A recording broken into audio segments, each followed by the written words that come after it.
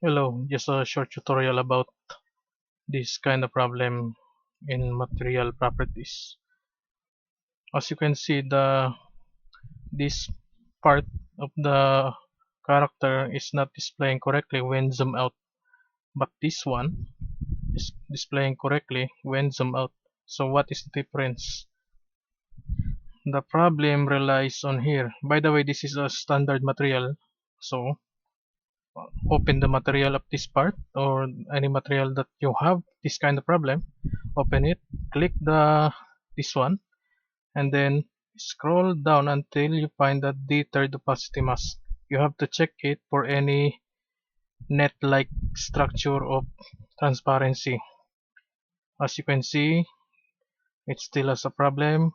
I check the opacity mask and then save it, and now the problem is fixed. If I zoom in, it's okay. If I zoom out, it's okay.